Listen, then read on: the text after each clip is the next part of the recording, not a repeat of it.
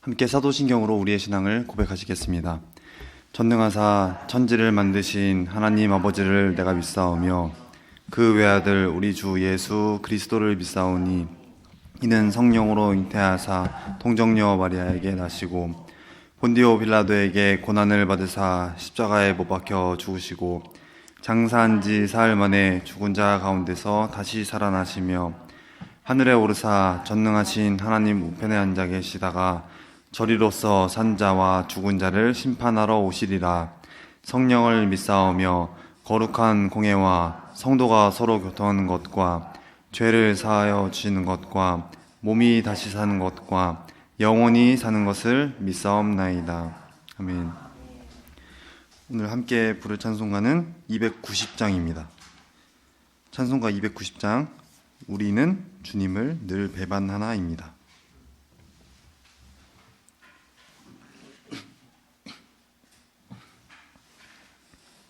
찬송가 290장, 우리는 주님을 늘 배반하나. 가사 먼저 함께 읽겠습니다. 우리는 주님을 늘 배반하나 내 주 예수여 전이 날 부르사 그 참되신 사랑을 베푸시나니 내 형제여 주님을 곧 따르라. 주 널 위해 비네 주 널 위해 비네 주 널 위해 비네 항상 비시네. 주께서 풍성한 은혜를 내려 내 영혼이 나날이 복 받으니 주 예수를 너희도 구주로 섬겨 곧 따르면 풍성한 복 받겠네. 주 널 위해 비네 주 널 위해 비네 주 널 위해 비네 항상 비시네. 무거운 짐 지고 애타는 인생 주 예수께 돌아와 곧 쉬어라. 내 주 예수 너희를 돌보실 때에 참 복락과 안위가 넘치겠네. 주 널 위해 비네 주 널 위해 비네 주 널 위해 비네 항상 비시네. 아멘. 함께 찬양하시겠습니다.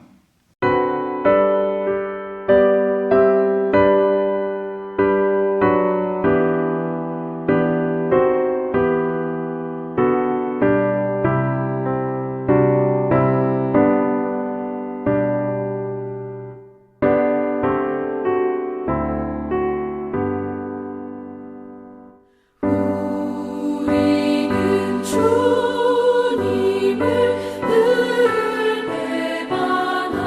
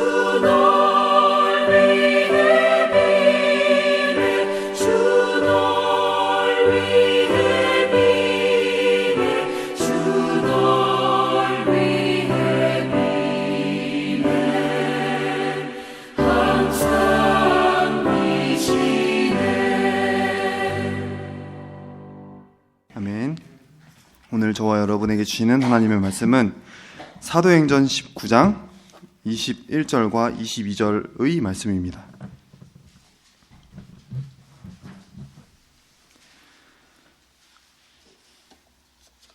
사도행전 19장 21절과 22절의 말씀입니다.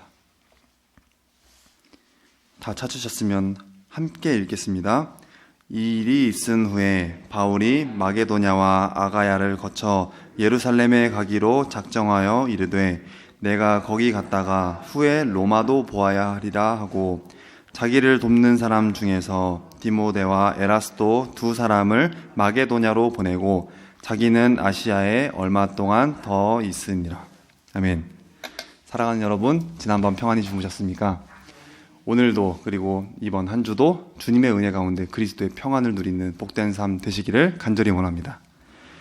로마가 모두가 아시다시피 로마는 당시 가장 거대한 초강대국이었습니다.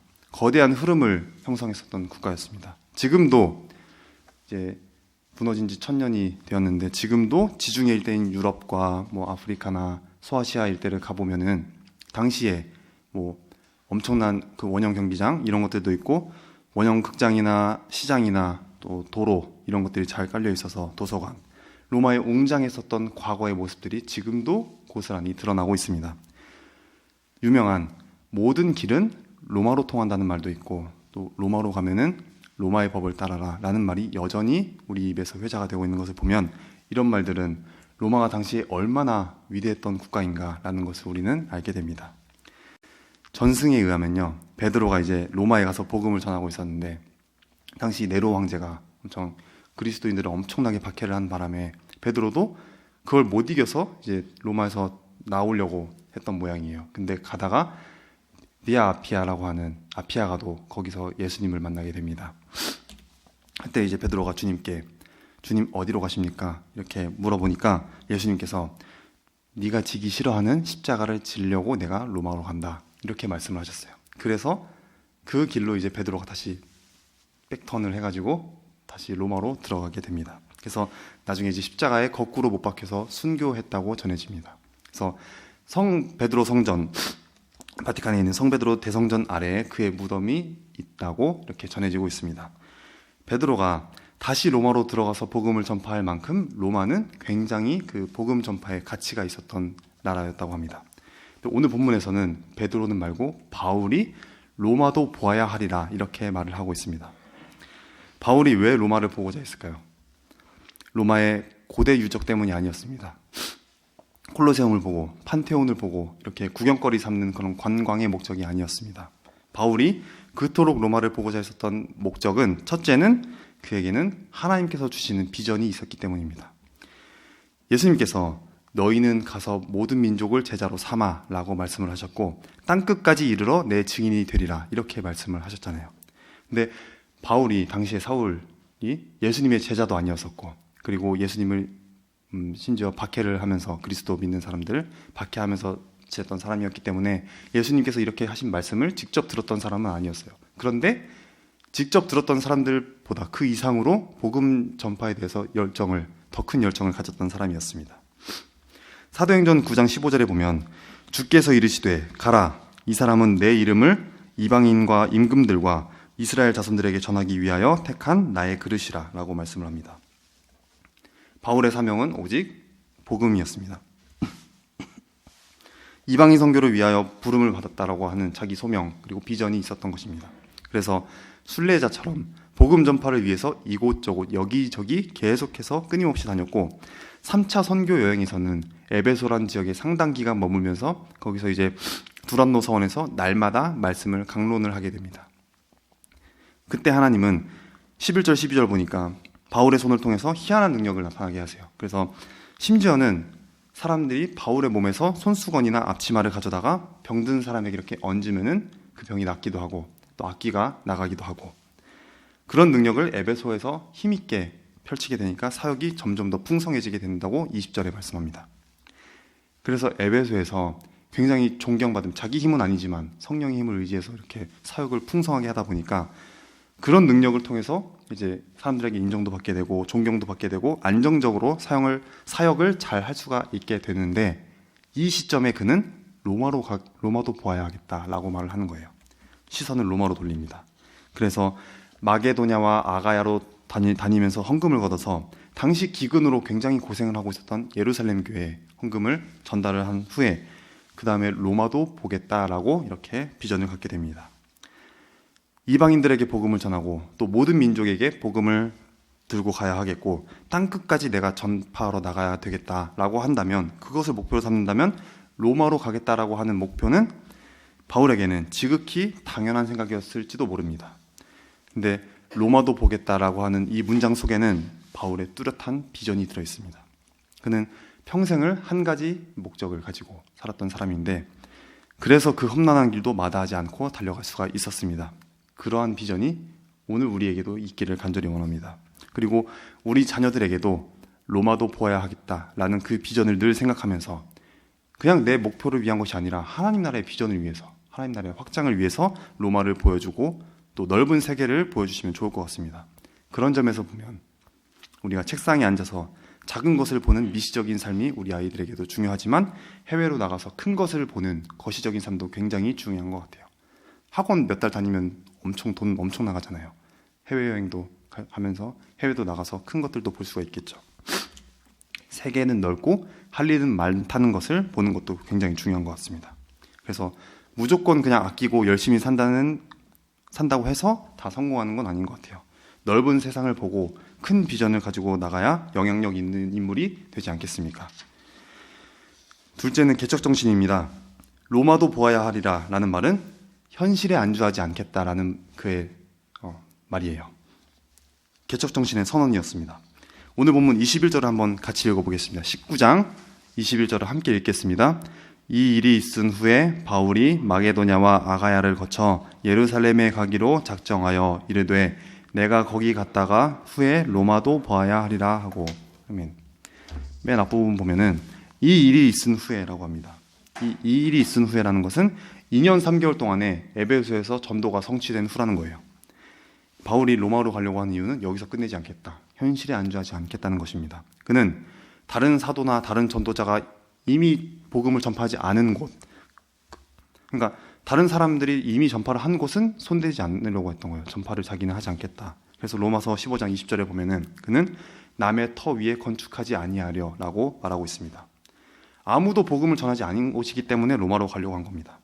그때까지는 유럽이 아직은 복음 전파가 되지 않았던 곳이었어요. 그리고 로마에는 이미 많은 이방 종교와 그리고 미신 이런 것들이 많아가지고 황제 숭배 이런 게 많아서 복음이 전파된 틈이 없었던 것입니다. 복음화가 꼭 필요한 동네였던 것이죠. 로마에는 사통팔다라는 도로가 있었잖아요. 그래서 복음화되는 게 굉장히 효율적이었고 다인종이 모여 사는 도시였고 인구 100만의 당시 인구 100만의 굉장히 큰 대도시였기 때문에 복음 전파에는 굉장히 큰 효과적이었던 이 국가였던 것입니다. 여호수아 16장 17장에 보면 가나안 땅을 정복한 후에 이제 각 지파가 땅을 분배받는 장면이 나오는데 이 중에서 요셉 지파가 당시 인구가 엄청 불었어요. 사람이 많아졌는데 그때 다른 지파들에 비해서 요충지 땅을 굉장히 많이 분배를 받게 되는데 그럼에도 불구하고 사람이 너무 많다 보니까 이게 땅이 적다고 불평을 하게 되는 거예요. 땅 좀 더 달라, 우리 부족하다.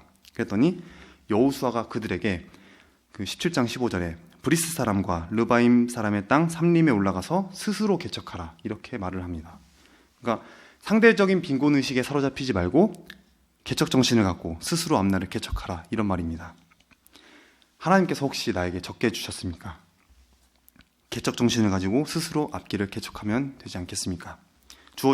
나에게 주어진 것이 적더라도 나에게 주신 용기나 혹은 창의성, 주신 다른 것들에 대해서 감사를 하면서 개척정신을 가지고 나아가면 하나님께서는 우리를 누구보다도 복되고 영향력 있는 존재로 만들어 주실 것입니다. 세 번째는 전략입니다. 그는 복음 전파의 효율성을 잘 알고 있었습니다. 로마를 유럽 선교의 전초기지로 삼았던 모양입니다. 그래서 로마도 보아야 하리라 라고 하는 말에는 로마의 지정학적 중요성을 다시 한번 깨우치는 말입니다. 당시 로마는 정치적인 중심지였을 뿐만 아니라 교통의 허브 역할을 했었습니다. 그래서 로마에 가면 거의 모든 것을 얻을 수가 있었던 것입니다. 교통, 정치, 경제, 문화, 사회 등 교육 모든 게 해결될 수 있을 만큼 굉장히 대단한 도시였습니다. 예수님이 나사렛 사람이라고 불렸잖아요. 나사렛 사람, 이 말은 우리나라식 표현으로 하면은 갈릴리 촌놈, 이 정도 되는 말입니다. 제가 경기도 양주에 리 출신이에요. 면리. 그래서 리 말고도 가래비라고 다른 이름을 불러요. 그 동네 이름을. 그래서 가래비 사람이다라고 이렇게 말을 하는 정도. 그렇게 하면 딱 봐도 이제 시골 사람이다 이런 느낌이 들잖아요. 그래서 갈릴리는 이스라엘의 변방이었고 더구나 나사렛은 작은 도시에 불과했던 거예요. 작은 동네. 그래서 근데 예수님께서 이 작은 동네 출신인데 공생의 기간 동안 요한복음에 의하면 3번이나 예루살렘에 방문하셨는데, 그때 예루살렘에서 유대인들 만나고 또 서기관들, 바리새인들, 왕족들을 만났던 겁니다. 그러니까 갈릴리에서는 볼 수 없는 사람들이잖아요. 예루살렘에 가야 만날 수 있는 사람이 있고 예루살렘에 가야 할 수 있는 일들이 있는 것이지 않겠습니까?